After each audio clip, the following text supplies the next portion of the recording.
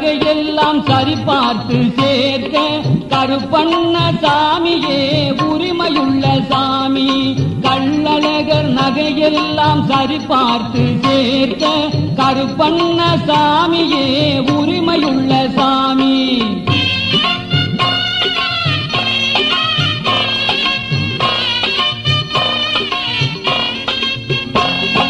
பதினெட்டு சித்தர்களும் படிகளாக உள்ளதால் 18 சித்தர்களும் படிகளாக உள்ளதால் பலன் தரும் படிகள் என்று கொண்டாடுவோமே. பலன் தரும் படிகள் என்று கொண்டாடுவோமே.